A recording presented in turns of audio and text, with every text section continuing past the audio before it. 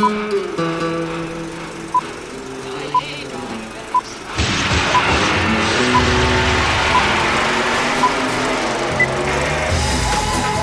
to the Reviews Without Remorse podcast with Joe and Dave. Be warned, the discussions in this podcast will contain detailed spoilers. For spoiler-free reviews of newly released films, please check out our channel Reviews Without Remorse on YouTube and VidMe. Enter at your own risk and enjoy the show. And welcome to another edition of Reviews Without Remorse. I am Joe, which would mean the guy next to me is Dave. What's up? What's going on, buddy? Oh, I wish I was next to you. Although, maybe not in the area you're in, because I understand you're in, like, East Bumble the Heck, Alabama, or something like that. Alabama. I believe this is episode 36. Yes, sir. On this episode, the new trailer for the New Mutants just dropped. I saw it literally 30 seconds ago, and I'll give you my reaction, as will Dave. The trailer for Jim and Andy looks really interesting. We will discuss it. And then, Dave and I will delve into our new series, Thor. The original, the first Thor.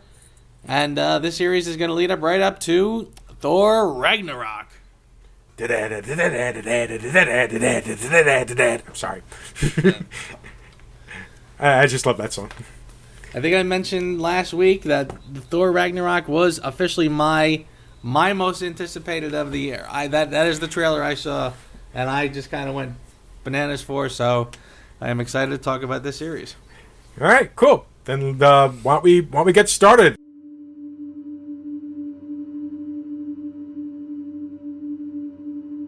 I'm going to ask you a series of questions. I want you to respond truthfully. Have you ever hurt someone? Yes.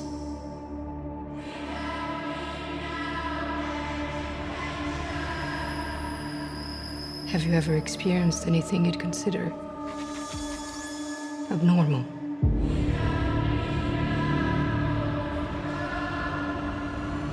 Yes. Last question. Do you know what mutants are? So, the New Do you know Mutants. baby rattlesnakes The New Mutants. are more dangerous? Based on a comic book, this was actually came out in the 80s. It was basically the story of the next generation of mutants, young kids, like, you know, in their early teens, who had their own team. The team was called the New Mutants. Written and directed by Joss Boone. This is the film version, and I gotta tell you, I'm not sure where they're going with this, but it doesn't fill me with a lot of hope. It's basically the New Mutants are a horror movie. Basically, I'm watching this and I'm saying this to me is a horror movie trailer. And you know, look, I've kind of sort of applauded the Marvel films before for being able to tackle different genres.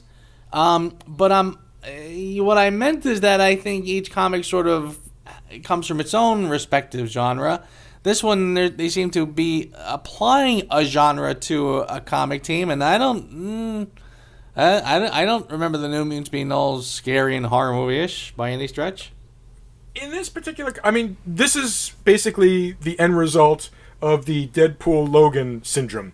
It's like, we could do more adult stuff. Let's really go into adult stuff. The general gist of the story, at least from the way it's looking like the general gist is these are mutants that are being held by the state. And it's basically an asylum filled with mutants with various powers. So I can kind of see it working as a horror movie in that respect, especially if the mutants have no idea that they're mutants. It contains the main characters. You have Ileana Rasputin as Magic. That's, by the way, Colossus's sister. Mm-hmm. That's the blonde girl with kind of the dark black eyes. You've got Wolfsbane. You've got Cannonball. That, by the way, Cannonball is the character that the guy from Stranger Things is playing. You might have recognized him in the trailer. Mm-hmm.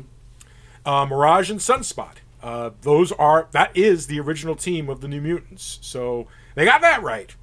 So, and the writer and director appears to be a fan of the New Mutants comics. So this hasn't completely sold me on it, but I see where they're going, and it's got me the tiniest bit curious. I just don't know if it's actually going to work.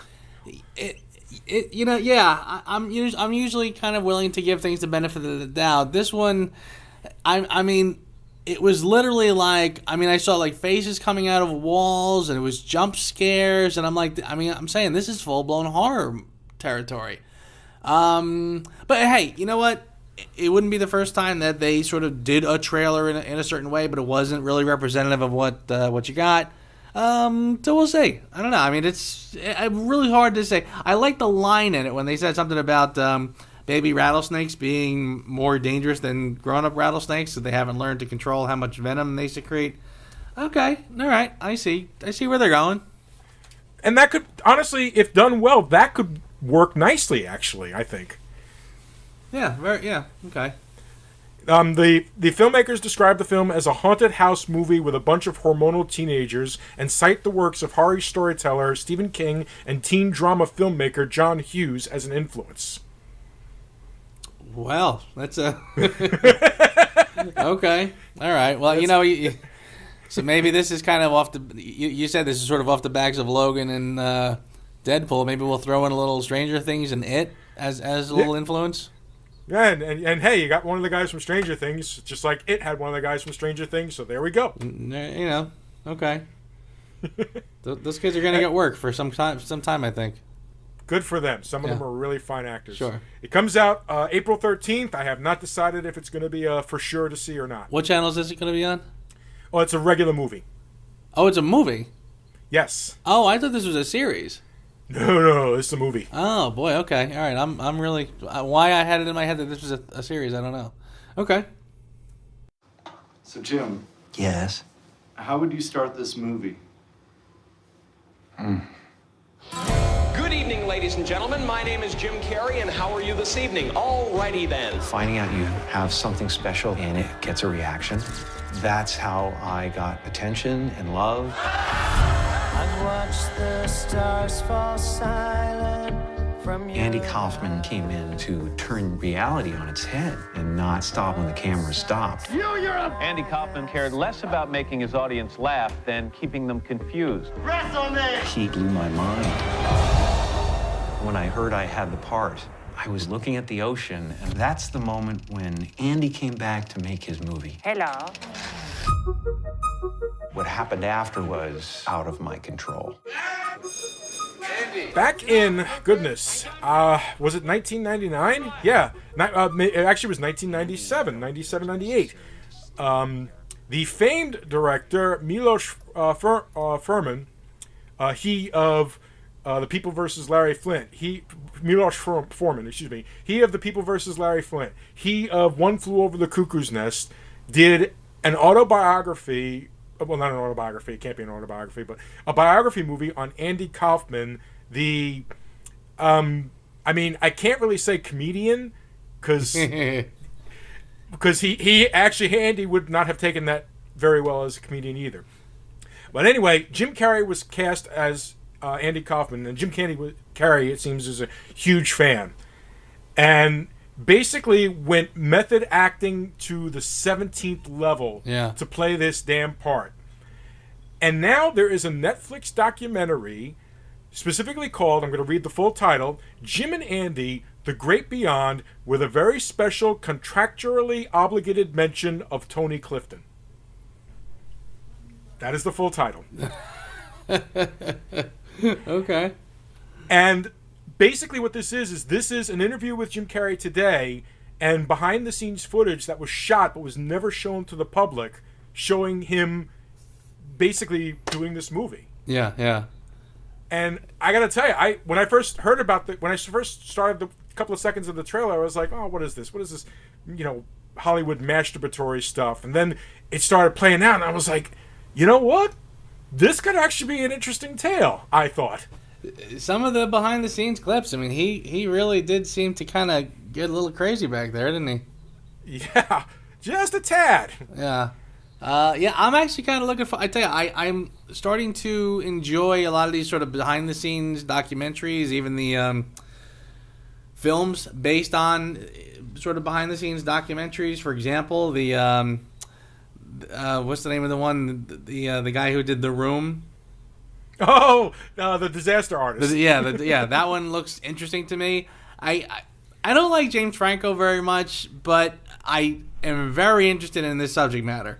That is such an infamous film, so I'm sort of curious. So yeah, the behind the scenes stuff interests me. So this one looks pretty clever, and apparently it's kind of almost it's got that feel of like this was really locked up for a long time because Jim Carrey didn't want it out there, or Jim Carrey's people didn't want it out there because it's a really weird look at him.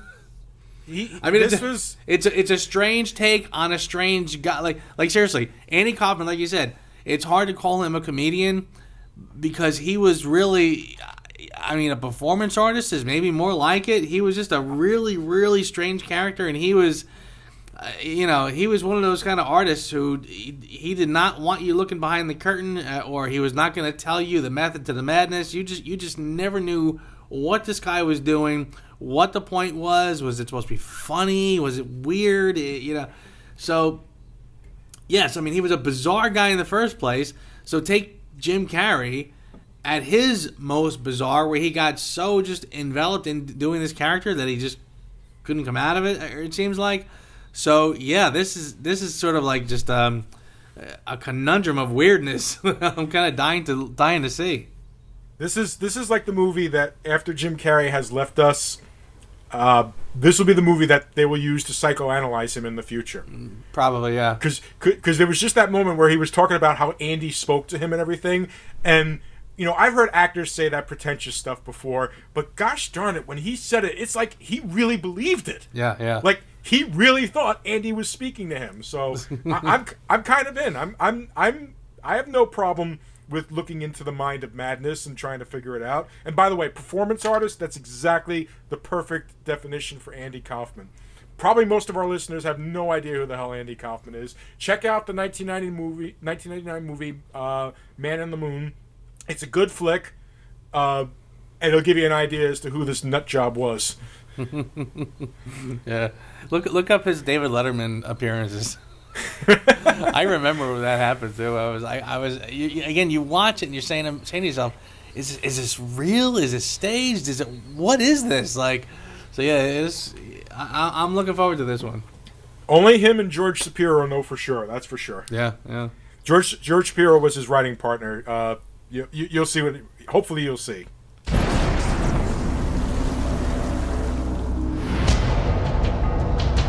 It's not easy to do what you did.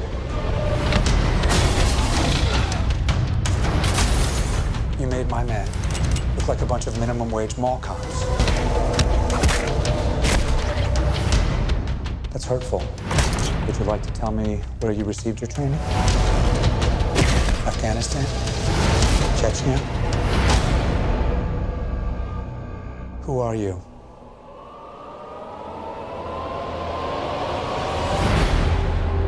The powerful but arrogant god Thor is cast out of Asgard to live amongst humans in Midgard, Earth, where he soon becomes one of their finest defenders. Written by Ashley Miller, Zach Stentz, and Don Payne. Story by J. Michael Straczynski and Mike Protasevich. Directed by Kenneth Branagh. Ladies and gentlemen, Thor! Thor. Okay, yeah, one of the early. This was kind of like after Iron Man was successful, and they said, yes, we are going to do an Avengers film. So let's start doing the other superheroes. So we had Captain America: The First Avenger and Thor, just simply titled Thor. Yep. The order went. It was Iron Man, then it was Incredible Hulk, then it went to Iron Man 2, Thor, Captain America, and then finally Avengers. So it was a 5-film build-up to the first Avengers movie. Yeah. Okay. Go ahead.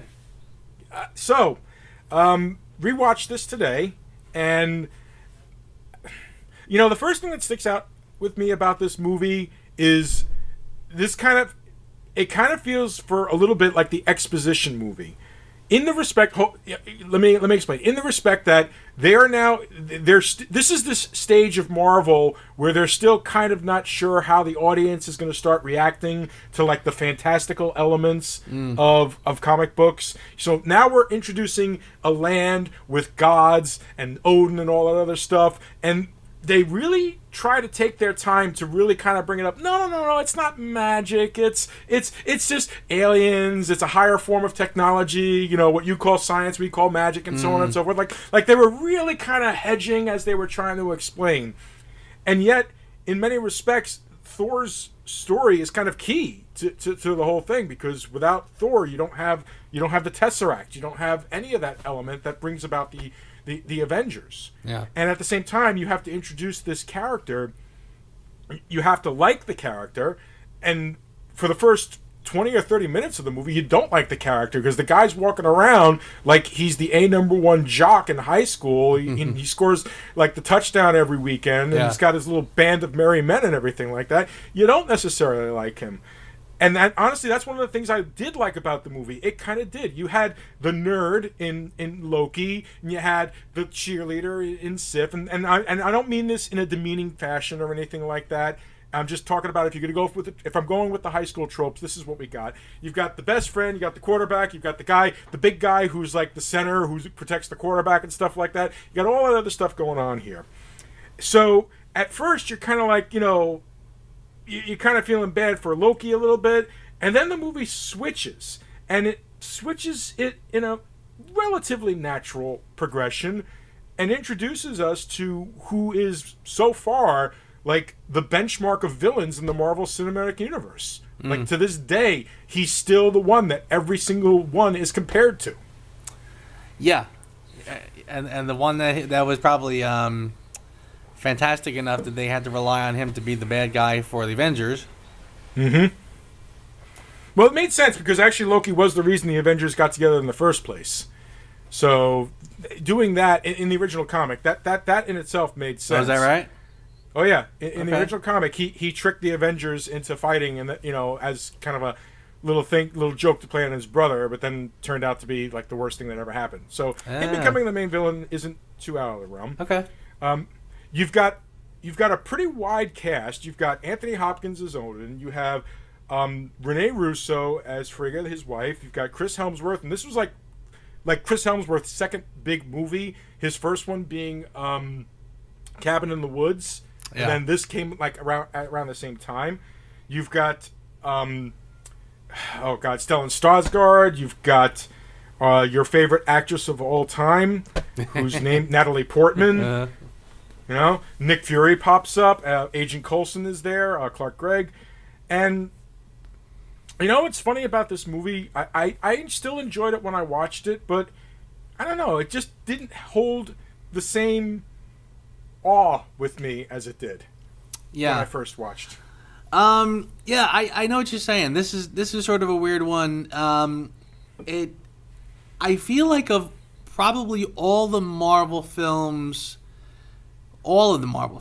this one, and again, it was early on, so it's kind of unfair to sort of pick on it for being like one of the minor films, I'd say. They were still getting their feet wet, but it really does sort of feel like the least ambitious of all of them. Not just spectacle-wise, but spectacle and story-wise. Not a lot really happens. I sort of feel like this is kind of just... It was almost like you say to yourself, was this the first idea they had? Like, what do we do with Thor? He's this big god and everything. What do we... Well, let's just do a fish out of water thing. He ends up on Earth and like a goldfish flopping around on the ground. He doesn't know what to do, and his powers are gone, and yada yada yada. And I'm like, I kind of felt like of all the things you could have done, and frankly, the films they've done since and are leading up to are perfect examples of things they could have done had they done something a little more epic. So yeah, this really feels like not. I mean, when you see him at the scene at the end, the big finale, I suppose it is, with the one kind of big robot-y monster creature the Destroyer, Fireface guy, yeah, that Loki sends down, and it's him just kind of shooting up the town, and the town kind of looks like, this kind of feels like they built one block of a town on a back lot someplace, and it kind of has this feel like if you turn left, there's nothing there. Because that's what happened. Every time they do a new angle, you would see that if you turned left and right, there was nothing there. It's like, this is Kenneth Branagh? This is one of the premier directors? Yeah. How the heck do you mess that up? Yeah. Was it a budgetary thing? Was Ike Perlmutter being like, no, we can't afford that. Just figure it out. Yeah. What was that? Yeah. I apologize for interrupting. No, but you know what the thing is? It feels like this almost feels like a prissy, like he's being a bit of a prissy with this movie, because the stuff he filmed on Asgard, you could tell the stuff on Asgard he loved to film, because that was wide and expansive and beautiful and Shakespearean, of course, Kenneth Branagh and everything like that. Yeah. And then it's like you got to Earth, it's like, oh yeah, we got to do this stuff too. It's like, yeah, right. It does. It sort of feels like he's not putting the same effort into it, and I mean, even again, the scene where Thor is going to square off with the other guy, he looks like Chris Hemsworth is wearing the clothes he probably showed up wearing the first day. You know what I mean? Like he looks like he's dressed like a complete bum, and it's, I mean, is that appropriate? Well, I suppose, but I mean, he's only been wearing the clothes for not that long. I don't know. Like, there's something about that. I just thought, like, it really looks like either they're putting a lot of effort into making him look terrible, or they're putting no effort into this at all. So yeah, I mean, again, and then just him squaring off on this one monster is really the climax of the film. I mean, he does go back to Asgard and squares off with Loki, but I don't know. Like, I feel like there's not a lot happening. Again, like I said, I feel like they didn't really know what to do with the character of Thor at that point. And frankly, and I also felt like this was the one that, like, when I watch Captain America: The First Avenger, that to me, which we will cover, of course. Yeah. That to me is a story that, like, that story to me is exactly what the origin story of Captain America is, or really should be. It's almost like that was sort of a. I don't know if there's like a quintessential origin story for Captain America, but I felt like what they had come up with was sort of the perfect amalgam. They show his original costume, they show the original shield, they show him doing things, and then eventually evolving into the actual hero that he is. You felt like that was the correct story of Captain America. Here, I didn't feel like there was an origin story from the comic. You know what I'm saying? Like, even the way they sort of started to call him Donald Blake. Yeah. I thought that was really odd. Like, it was almost like I couldn't even remember how that happened, because they started out because he was wearing, like, her ex-boyfriend's clothes, who happened to be the actual Dr. Donald Blake, I guess. Yep. So they sort of ran with that, and then when they wanted to give him, like, a secret identity at the end, they called him your Donald Blake, which I guess just never took. You know what I mean? Because there's never any time in any of the Thor movies that he tries to actually have a secret identity.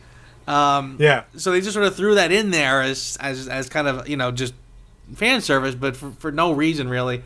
I always felt like service. It's almost like I saw this and I wanted to go back and find an original Thor comic and say, all right, what was the real story of Thor? Because I don't feel like this was it. It's a condensed version of the original story of Thor. The original story of Thor was very similar. He fell out of favor with his father, and he was banished to Earth to live life as a mortal. But the difference is his life as a mortal, he didn't know he was Thor. So he had to learn from the ground up. He spent years. He became a doctor. He was an invalid doctor who just one day felt the urge to travel to Norway. And while in Norway, there was these strange creatures that were trying to, I don't know, take over the world or something like that. And he stumbled into a cave and he found a walking stick. And he got trapped in the cave. And when he struck the door with the walking stick, he became Thor. That was him getting his power back. Right. Okay. And now that you mention that rings a bell. Okay. Yeah. That was the original story. That's why they went with the whole Donald Blake thing. This was more based on... This was kind of an amalgamation of that original origin story, and they had actually killed Thor off in Marvel Comics at one point. Ragnarok had actually happened in Marvel, and all of Asgard and Thor was gone. And it was J. Michael Straczynski, he of Babylon 5 fame, and one of the people credited with the story here. He was the one that brought Thor back to life in the comic books. Hence, he even shows up in the movie. He's the first guy that finds the hammer. Okay, cool. Yeah. Honestly, it's what's weird is that yet, besides the fact of not knowing what to do, there's a lot of elements in this movie that work. I thought that Hemsworth's acting when he was when he was humbled, when he was first humbled, when he couldn't pick up the hammer, watching him go from cocksure to broken was very well done. I felt, and I felt that the follow up to that, when Loki tells him that it lies to him that Odin is dead, his reaction there, where he breaks down and realizes he can't come home. Just the way he even says, "Can I come home now?" was just heartbreaking. Yeah. And so okay, you cast a great guy as Thor. Excellent job. You've got Anthony Hopkins as Odin, and for God's sakes, who the hell else could have played the damn part? Agreed. He is absolutely spectacular. Every time he really does. Again, you expect nothing less, but boy, does he just do exactly. He nails that one.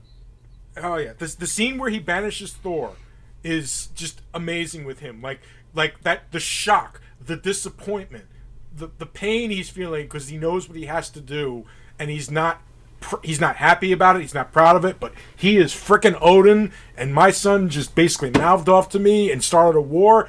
You're out. Yeah. The old ways are done. You'd stand giving speeches while Asgard falls. You are a vain, greedy, cruel boy! And you are an old man and a fool!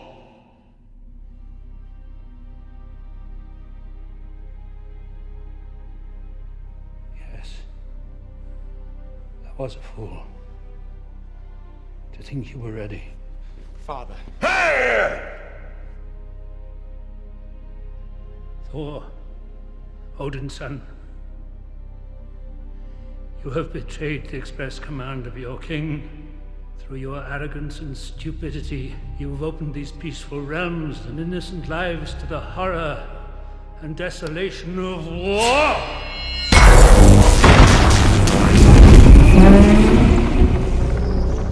You are unworthy of these realms, unworthy of your title!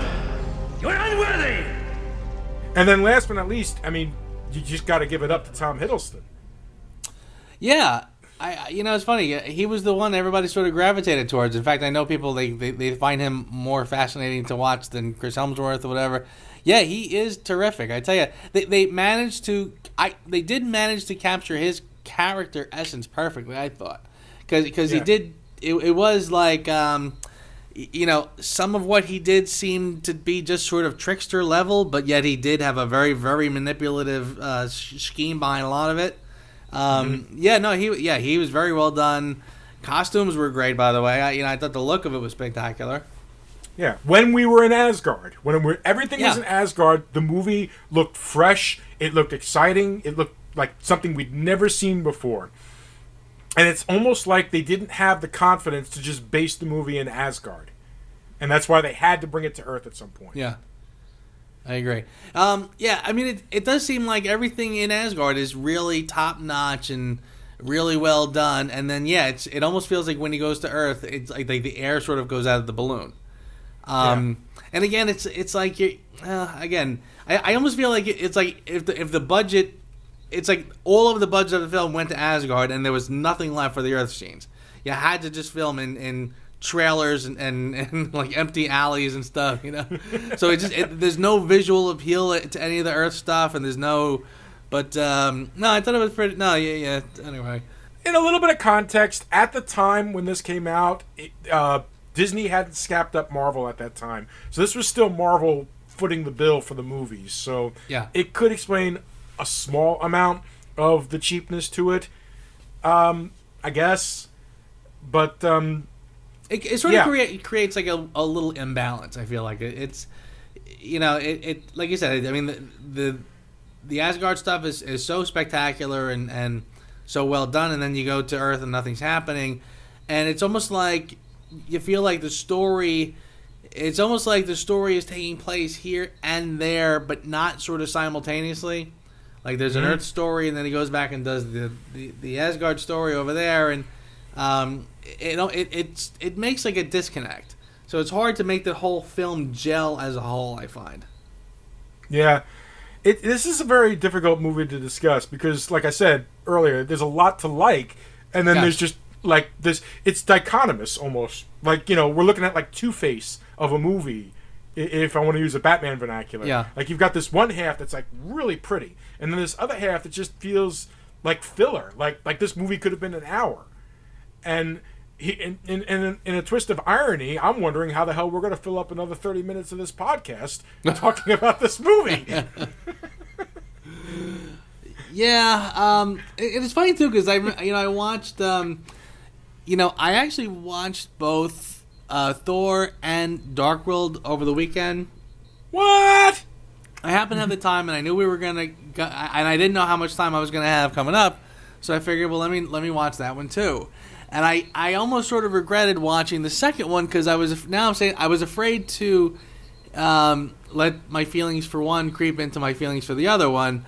Because again, I felt like this, like they start to branch off more. So what I do like about the Thor films, at one point I was watching this and I was saying to myself, this to me is kind of like what I think George Lucas would have wanted to do, or kind of had in mind when he was doing the prequels. And like I remember when he was doing the prequels, and again, I mean, we could not to get off on that topic for hours. But I felt like he was always like everyone always said it doesn't look like Star Wars. I always sort of felt, and maybe this is just me being optimistic and trying to look at the good. I always felt like he was trying to sort of bring in a little bit of the sword and sorcery stuff as kind of like pre-Star Wars, which is sort of just science fiction. Like it was almost like he was trying to do the prequels as kind of like the good old days when things were a little more about queens and kings and kingdoms and had a little more of that Arthurian feel to it. And of course, again, it doesn't really work right, and it's clunky and whatever. Here, I thought you sort of get that. You sort of get that good blend of dragons and Dungeons and Dragons kind of stuff with actual science fiction, where you get like actual spaceships and lasers. And I thought the blend kind of worked. In fact, I at one point I had a flashback of Krull. Oh shoot! And that sounds like I'm bagging on it, but I think this was like the better version of Krull. Like I mean when we were younger, Krull was just fine.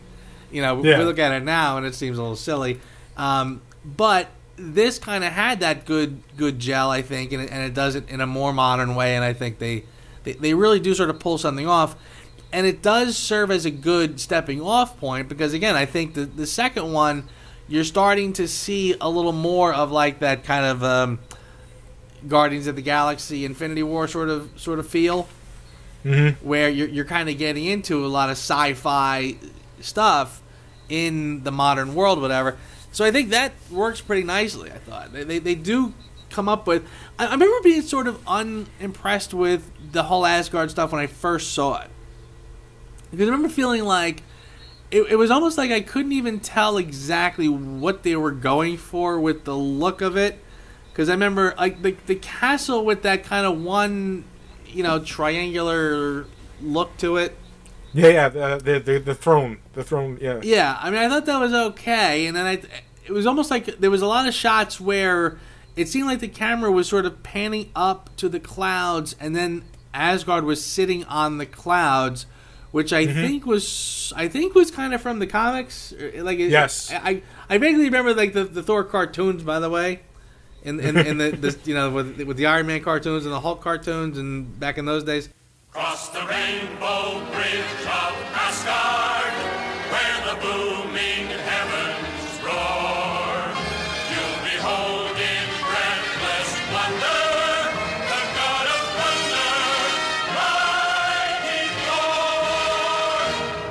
You know, and I probably watched those Thor ones the least and can't remember a lot of it, but I do remember like it had that like, oh, it's floating on the clouds kind of thing. So when they did that in this, I was like, oh, okay, but is it supposed to be a planet? Is it supposed to be something? So I kind of felt like they were kind of like, I don't know, can you cheat and do that sitting on the clouds routine, or should we just say, look, it's a planet, you know, whatever? I don't know, but it's the Odin Force. It's all the Odin Force. Yeah. So I had mixed feelings when I first saw it, but I think as time has gone on, I've kind of, you know, accepted it a little bit better. Well, I think the fact that, you know, the one bad thing about doing this, especially when we're talking about what is the premiere of cinematic universes, the template that every single movie house wants to follow to have their own thing, it's kind of difficult. It's almost difficult to go back, because since then they've fleshed out a lot of Thor in all the movies that he's been in so far, including Dark World, including the Avengers movies, and including the up and coming Ragnarok. You know, these are all things that are going to really. I mean, I'm almost curious to see how we would feel about these movies after Ragnarok. You know, would we feel differently, knowing now what we know then, or knowing then what we know now? I have no idea what I'm saying, but you see what I'm saying. It's hard to go back to this, because this was filler. This was nothing more than filler. Thor was going to be in the Avengers. The Thor had to get an introduction so that the Avengers movie can just move along. That's really all this was meant to be, and they did just enough to make it happen. That's what I feel like this was. It was just enough. Yeah, you're absolutely right, and that's probably the best way to say it. Is that it really does.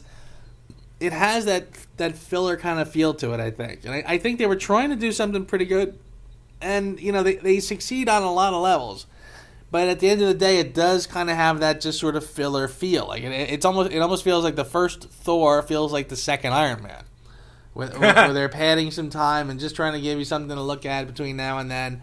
And you know, I don't know. Even like the friends, the sidekicks, by the way, and I'm resisting the I feel like there's so many better opportunities if I want to kind of go on a little tirade about the Warriors 3. Well, that and diversity. Oh, you know. Well. First of all, the Warriors 3 were always 2 white guys and an Asian guy. So if you're worried about diversity, that was always the case.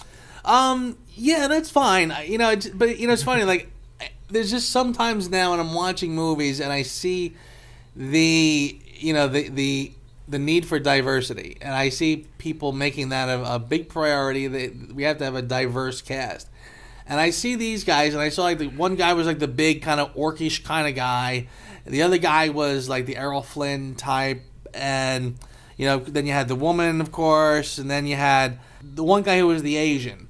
And right. And I didn't really even notice it at first until the Asian, at one point he spoke, and he had a very, very thick accent. Like a very Ra's al Ghul kind of a, you know, dialect, whatever. And it's almost like it's moments like that where I say to myself, why would that have that? Why would they have that? Like, I mean, it's almost like you're trying to imply that there is an area of Asgard, and I guess they do that in the second one a little bit more, by the way. Yeah, in the second one they actually explain it. That the first planet that they go to is the first realm that they go to. That's Hogan's realm. Yeah. That's where his people are from. He winds up even staying there too. By the way, his name is Hogan. Okay. The Asian gentleman. So they kind of do explain it. The thing is. But this goes back to laziness, if you think about it. You know, they go so far as to explain about the 9 realms, but they don't explain what each of the realms is. So you have no idea that Hogan is from one realm. That Sif, which is the female character, Sif is a fallen Valkyrie.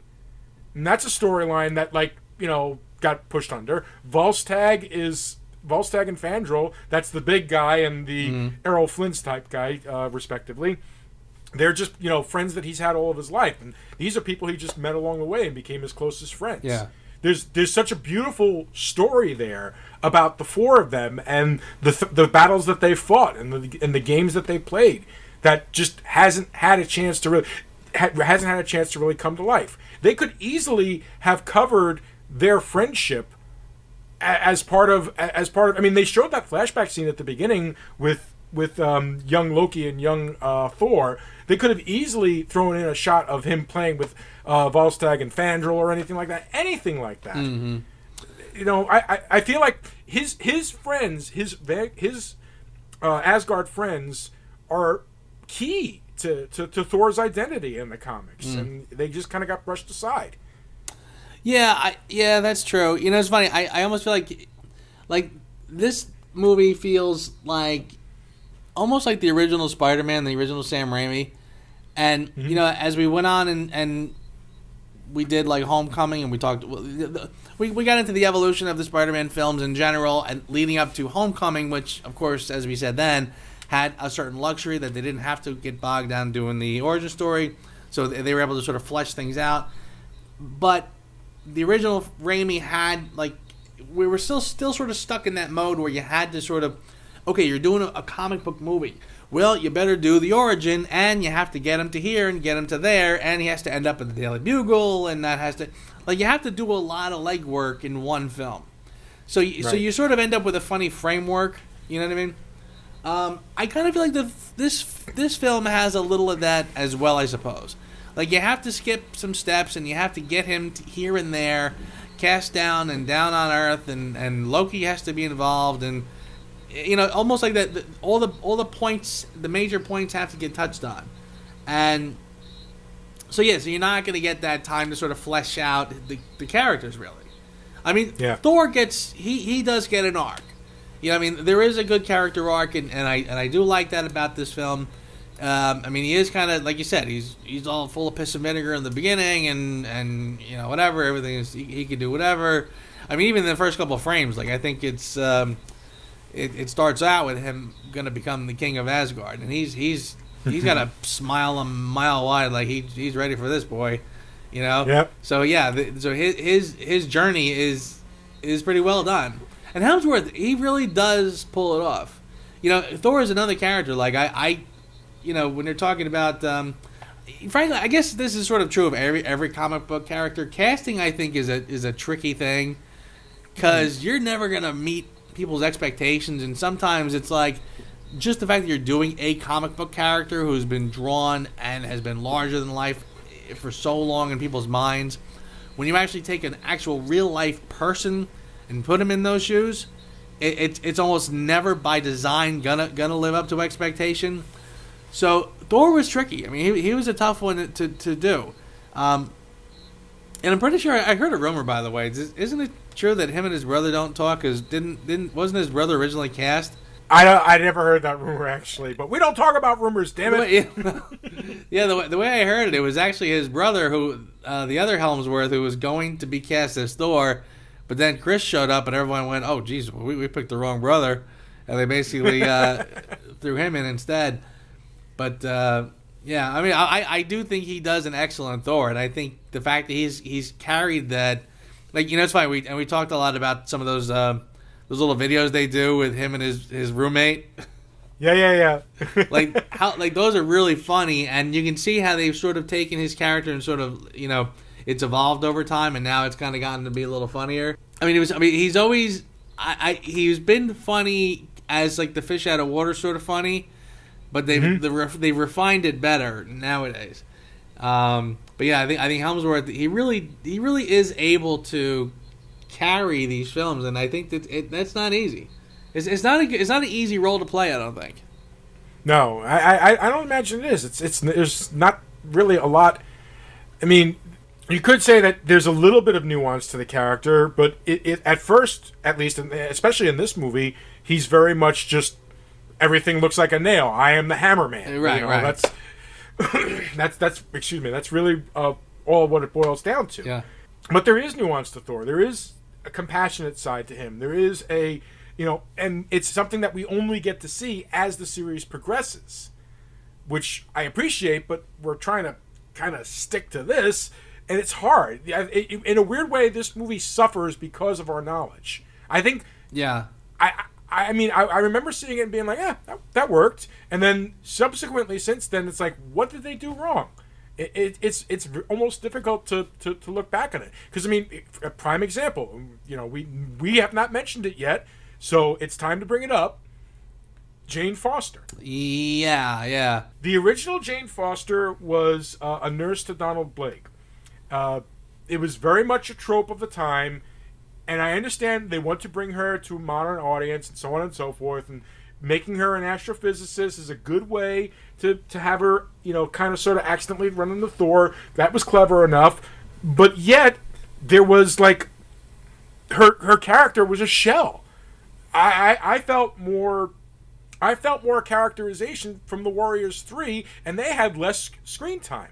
Like the Warriors 3, each one of them, you had Volstagg, he's the guy that eats a lot. Hogan, he's the Asian guy that's always so dour and gloomy and doomy. Fandral, who looks like he's just having a blast, just Errol Flintstone. And Sif, the the tough lady that has is in a world of men that has to prove herself. And then along comes Jane Foster with her theory about Einstein-Rosenberg bridges and stuff like that, and it's like I can't really even figure out for sure if this was a script problem or an actress problem, because it just didn't work with me. Yeah, I think it's both. The problem is, you're right in that.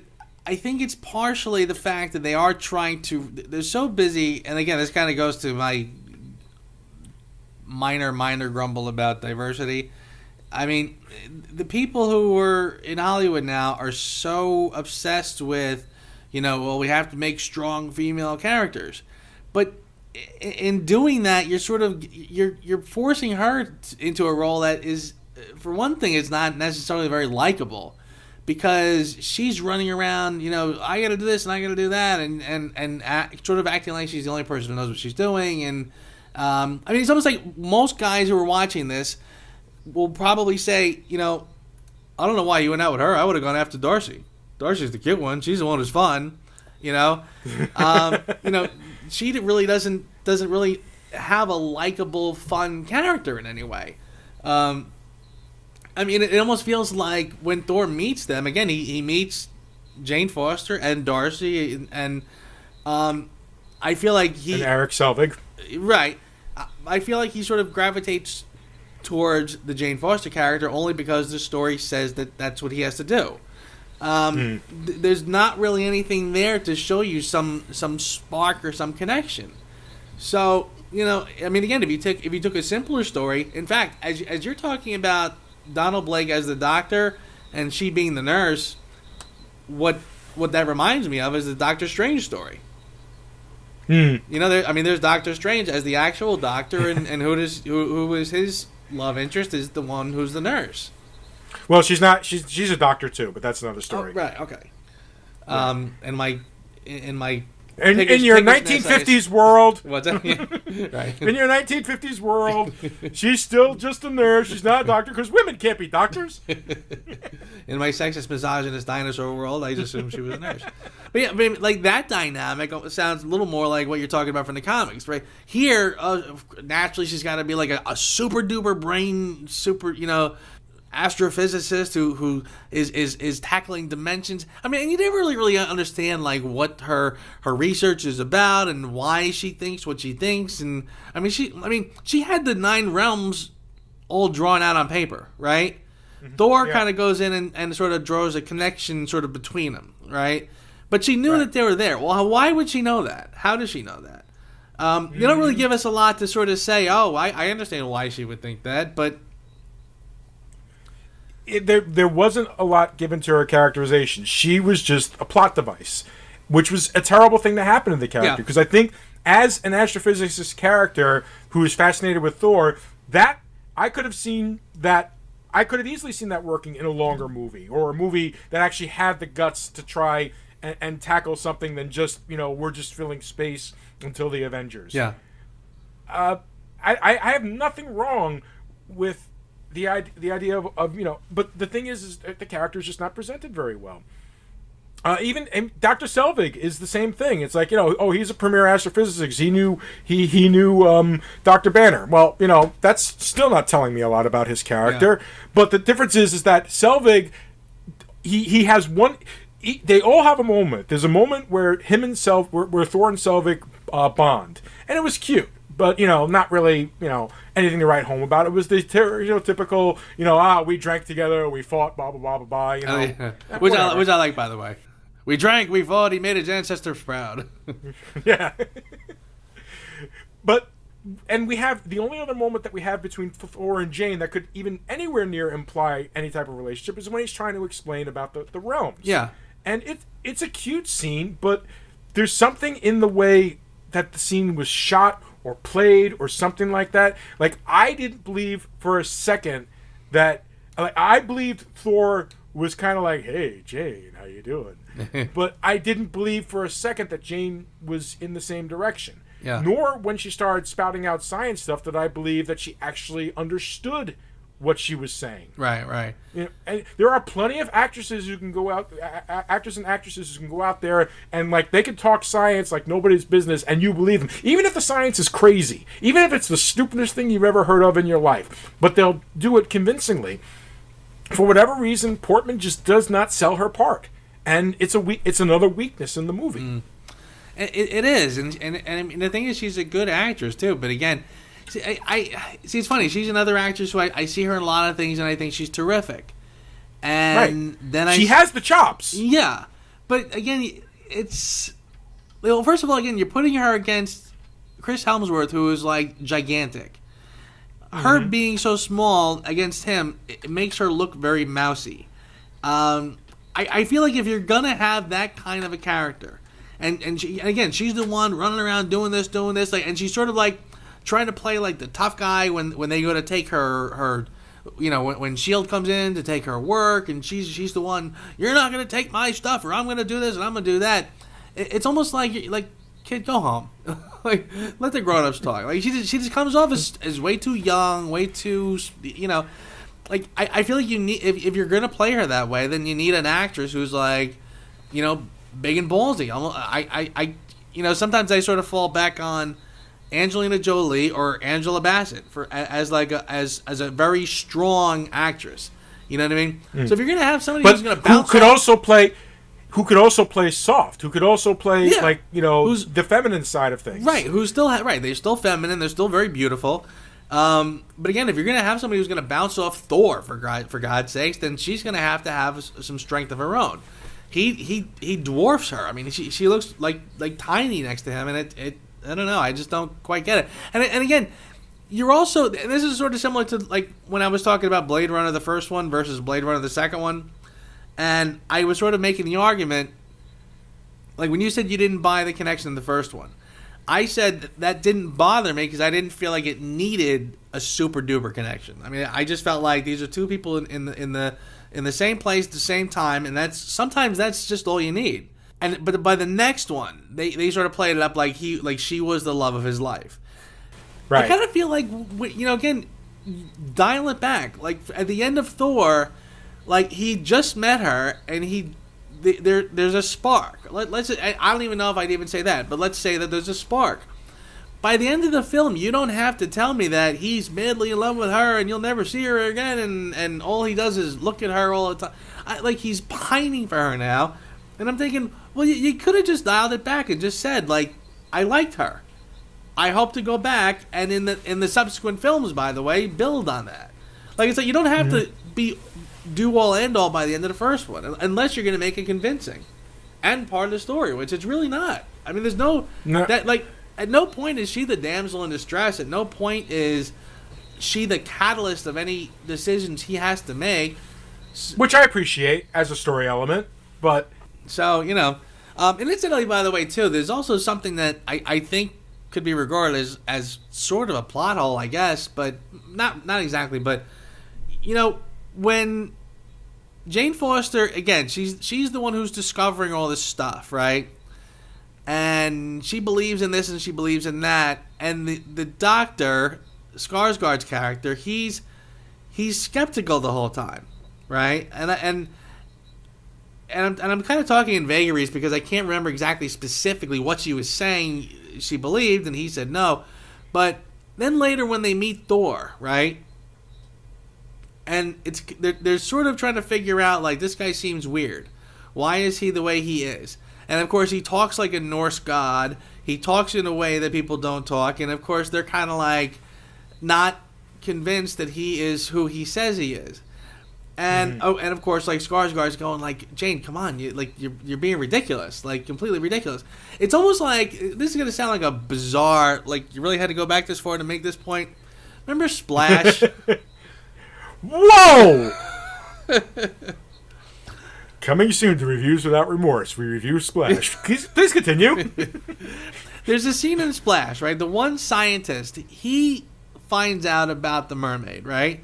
He finds out about the mermaid. He goes on this quest to prove that there actually is a mermaid, right? So he goes to the other scientists, and of course they all laugh at him and call him an idiot. You're really serious, whatever. And there's one older scientist, the guy who had been his mentor when he was younger, right? After the meeting, the two of them are talking, and the older scientist is saying, like, what happened to you? What are you doing? And the guy says to the mentor, he says, when we were younger, when I was young, you used to tell me stories about mermaids. You used to tell me stories about how, what mermaids are all about and all the lore and legend behind it. And of course, the older scientist is going, he's like, but that was for fun. That was not, you were not supposed to build your life on that. I almost felt like there was an echo of that in the conversations where, again, Jane Foster is her whole thing, I think, is about these other realms and these other worlds. But then when they meet somebody who is from that world, nobody believes it. Skarsgård says is telling her, you're being silly, you're being ridiculous, and even Jane Foster is skeptical. And I'm saying to myself, well, what is the point of all your research? I mean, it seemed to me that she is researching the exact place where Thor comes from, or the exact idea that this other realm is out there. And they even go back in these old books, and they're looking up, like the hammer and the lore behind all the legends and stuff. Well, then why are you doubting it when you find it? So I kind of felt like I didn't. I mean, I guess if my whole life is based on the idea that I'm gonna search and prove that there are unicorns, if I find one, I'm not gonna sit there and say, no, come on, guys, that's not a unicorn. Like it doesn't. It just seemed like a contradiction. Like they're the ones who are trying to prove that this stuff exists. So when they actually get to it, why are they the ones who are also now the most pessimistic?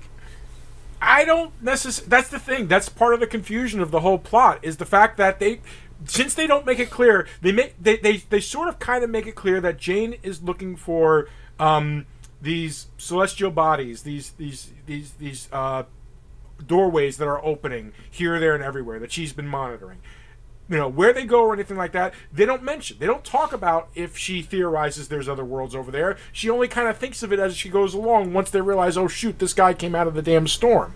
It's a shortcoming of the movie. Like, Selvig, I think, was trying to say to her, just focus on you have these things are appearing, that's great, focus on that, try not to get too involved with this guy who's probably just some nutter. But they don't really demonstrate that very well. I get where they were going with it, but I just don't feel like they demonstrated it well. But then, like you said, later on in the book, it contradicts itself because she has the 9 realms drawn in the damn book, so obviously there's some kind of connection there. She didn't get it from the book, so what the heck? It's uneven, and that's really the best way to say it. It's the entire movie is uneven. You've got the great side of Asgard versus the side of Earth. You've got the wonderful characters on Asgard, the Lokis, the Sifs, the Vandals, the Hogans, the Volstags, and Odins. God, the Odins. And you've got these boring little characters, maybe with the exception of Darcy. Like, Darcy's the only one that seems to be a living, breathing character. Right, yeah. I'm not risking my life over 6 credits. Yeah, thank you. What did you give it? Huh? Let's just bottom line it. What did you give it? Out of 10. Let's hit me. I'm struggling. I'm between a 6 and a 7. I feel like a 6 is harsh. I feel like a 7 is probably more like it, and I guess that's where I'll go. It's not a bad film, but again, it really is lacking something to sort of take it to the next level. You have great characters. You've got a great look in the Asgard story. You got a terrific Odin. You got a great Loki for sure. The scenes in the beginning with the frost giants, I thought that was a pretty well done scene. Again, I like Thor as a character. And again, the air just sort of goes out of the balloon when he goes down to Earth, and of course, like again, he bumps right into the scientists who are the ones who are studying exactly where he's from. I mean, it's the biggest coincidence ever. And again, you're waiting for something to kind of happen, and it really is sort of a lackluster progression. It's got good parts. It's got a lot of good parts, and again, as something to just create this character and to say, look, we need background on Thor, so when he shows up in the Avengers, it serves its purpose. As a standalone film, it's just okay. It's just okay, and I guess that's kind of where my sevens, just okay films get a 7. And I'm going to agree with you on that 7. I feel like, okay, you had to introduce the character, and here he is, and you did it competently, but maybe not passionately. And I think that's what this movie misses. It misses a lot of passion. When the South Park takeoff of Thanksgiving with the guys trying to get Natalie Portman to open her portal is, as an offshoot of this movie, is funnier and more entertaining than this movie. You just that's just something you got to know. Okay. No. Please, Miss Portman, you've got to open your wormhole right now. Curses and cranberries! I must get to Plymouth now! Do as they say! No. And if you haven't seen the episode, let me know. I'll see if I can find it for you. But it's a hard movie because I actually like the character of Thor, and I like the way Helmsworth plays him, and I like where he's progressed to. But this kickoff is not a really solid kickoff. It's not. There's just not, and I can understand now, like, they had Kenneth Branagh at first, and people were like, oh, is Kenneth Branagh going to do the sequel? And Kenneth Branagh was like, yes, I would love to do the sequel. It's like, no, you're not doing the sequel. So, they kind of sort of recognized that something wasn't quite right there. And I feel like they made improvements as they went along, or at least kept the status quo. I don't know, we'll get to it when we get to the Dark World. But, yeah, a 7 feels about right for this movie. It's not a perfect movie. It is a lesser of the Marvel movies. It is, it's kind of sad if you think about it, because you've got the main origin of the main 4 characters. You've got Iron Man, Thor, Captain America, and the Incredible Hulk. They all had their own origin movies. And if I were to rank the 4 of them, obviously Iron Man would be number 1. But I think Hulk and Thor would be tied for like the bottom of origin stories out of all of them. For strictly origin stories, yeah, I guess so. I do find that this is a strange, or at least first films. Yeah, I mean I kind of feel like Thor. It's funny. Thor's origin is not that unlike Superman's origin. He really is just a guy from another planet who comes here, and because he's from the other planet, he's a lot bigger and stronger than we are. That's kind of it. And, but like in the first Superman, he comes down and he has a larger-than-life adventure, obstacle to overcome.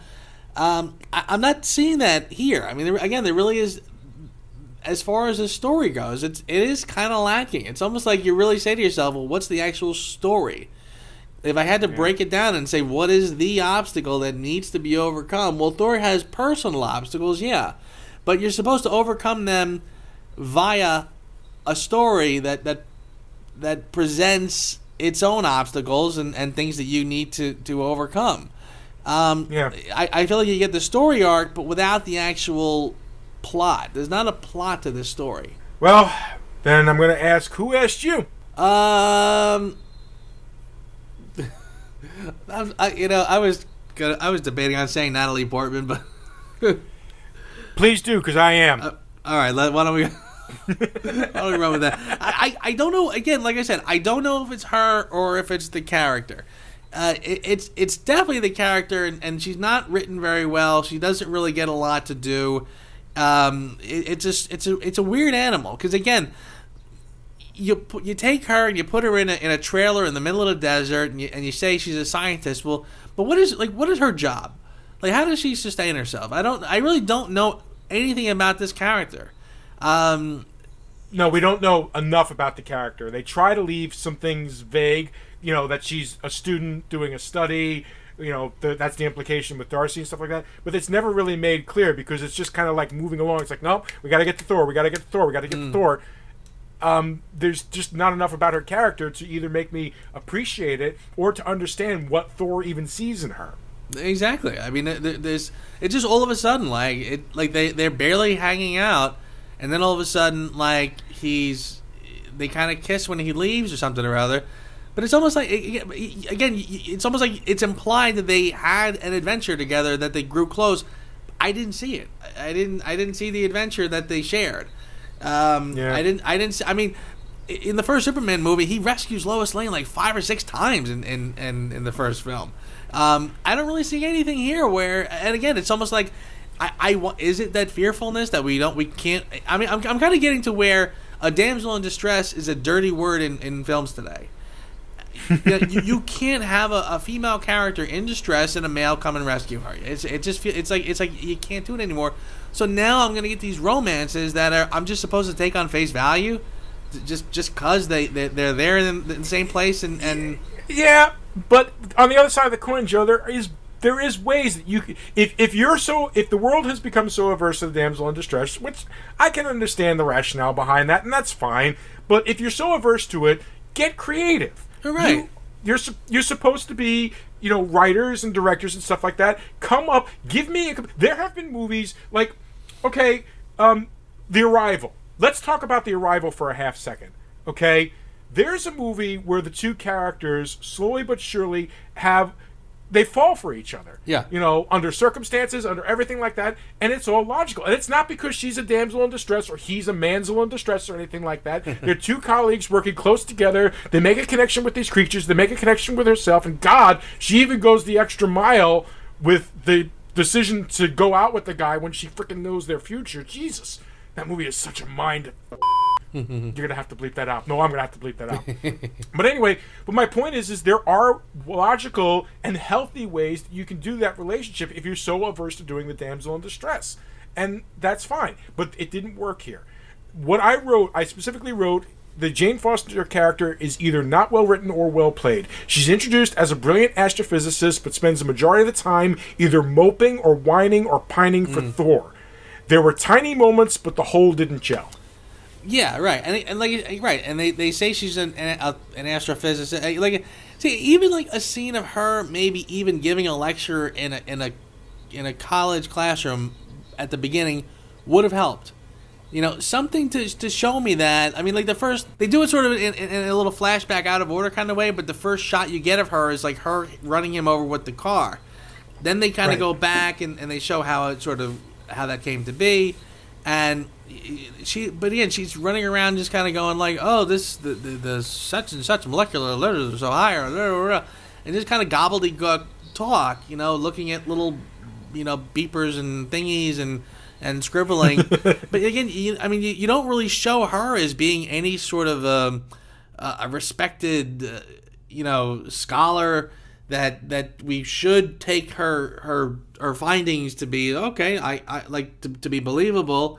Yeah, they don't give us much. And again, and going back to the damsel in distress, look, yeah, if you don't want to do that, do something else. But they didn't seem to replace it. And I think the best romances in films are not simply based on damsels in distress by any stretch. Usually it's a variation on that. And frankly, if I look at the James Bond films as examples, the great ones are the ones when the female lead jumps in the driver's seat and she ends up rescuing him at certain points. So I want to see something. I want to see the two of them together, in some sort of an adventure. And I felt like they just forgot to put that in here. Yeah, in many respects they did. All right, well, let's talk the good then. For your consideration. I am going to keep it simple. I really appreciated I thought Thor's costume was spectacular. And I was glad that they kept that authentic looking costume. That is pretty simple. All right. Well, mine's a little bit more. When the truth of Loki's identity is told to him in the armory, I was I was like floored. Rewatching it, I was watching two generations of acting collide in such a beautiful way. Hiddleston just nails the part. Why? You were knee-deep in Jotun blood. Why would you take me? You were an innocent child. No. You took me for a purpose. What was it? Tell me! I thought we could unite our kingdoms one day, bring about an alliance, bring about a permanent peace through you. But those plans no longer matter. So I am no more than another stolen relic, locked up here until you might have use of me. Why'd you twist my words? You could have told me what I was from the beginning. Why didn't you? You're my son. I wanted only to protect you from the truth. What, because I'm the monster that parents tell their children about at night? No. You know, it all makes sense now why you favored Thor all these years. Because no matter how much you claim to love me, you could never have a frost giant sitting on the throne of Asgard. Like, that scene is just so indicative of why Loki is still, like, the villain to beat. Because there's such nuance in that scene. You know, at first he's like, I'm just Loki, I'm just kidding around, I'm just having some fun, so on and so forth. And then his whole world's turned upside down, and he has this moment where he's with Anthony Hopkins, and it's like, what am I? And Hopkins has to explain to him that, you know, you were a frost giant, and I saved your life and brought you here. His look of shock and realization just slowly turning to anger against Hopkins as Hopkins is like growing helpless. He's like trying to assuage his adopted son's, you know, righteous anger, but he's like just, oh my God, that scene just gets me every time watching it. It's just brilliant, the two of them working the way that they did together. Agreed too. Yeah, that is probably underrated. I do like that whole development of him finding out that he's a frost giant or whatever, and that was pretty well right done. out of the comic, by the way. That is definitely out of the comics. Okay, I believe it. Yep. Loki's full name is Loki Laufey's son. Okay. They even make an allusion to that. Laufey's son. Nice. So yeah, no, I will. If we all can thank Marvel for the casting of Chris Hemsworth as Thor, you gotta also with Anthony Hopkins and Tom Hiddleston. Those two guys just nailing it left, right, and center. Yeah. And like Hiddleston, like just revels in playing the part too in real life. So you kind of gotta like that. Yeah, it is very good. And again, I feel like this is one of those reviews where I feel like I'm bashing on the film for an hour, but honestly, it's a good looking. It's not a boring film. I don't find it to be boring at all. I don't mind it. When I'm watching it, I'm pretty invested in it. I like the humor is good. The characterization is good. I believe Hemsworth's portrayal of Thor. I think it's really good. His arc is great. Odin is terrific, and Rene Russo, by the way, as his mother, is also terrific. I like a lot of it. Again, but it was missing that thing to make a really good, solid, coherent story that I can really sort of sink my teeth into. So again, I that's why the 7 is probably fair. Yeah, agreed. And I feel kind of weird that I live in a world where I gave a Blade Runner movie a 5 and a Thor movie a 7. But next week, ladies and gentlemen, it gets interesting, doesn't it? Yeah, I will admit that the first time I went to the movie, I went in with extremely low expectations for Thor: The Dark World. Yeah, it's a weird one. I'm looking forward to talking about that one, because I think that one even more so. Again, I saw the first Thor again this weekend, and I was okay. Then I saw Dark World. Okay, again, weird, just kind of strange ideas kind of going back and forth. So I'm looking forward to talking about it. We will delve into that. I'm going to take a rewatch of it this weekend. All right. And by the way, I want to thank my good buddy Dave, because as we mentioned, I am abroad. Well, no, I can't use that word, abroad. It's I am traveling, but not anywhere exotic by any stretch of the imagination. So thank you for donning the editing duties and prepping stuff. Thank you. No worries. Just do me a favor. Save the actual thank yous till after you're back, and I've actually done it successfully. Not when I'm on my first week of doing it. You got it. Well, the last one came out fine, so. I appreciate it. Thank you. All right, until next week, ladies and gentlemen, good night, my man. Have a good time in Alabama. Thank you, sir. I'll see you here next time. Thanks for listening to the Reviews Without Remorse podcast with Joe and Dave. Join us here every Thursday for a new episode. And be sure to check out the Reviews Without Remorse channel on YouTube and VidMe for spoiler-free reviews of new releases, as well as in-depth discussions of current and classic cinema. If you enjoy this podcast, please consider becoming a patron. You can find our page at patreon.com. As little as $1 a month goes a long way. All clips in this podcast are used for commentary and critique, and is considered fair use. No copyright infringement is intended.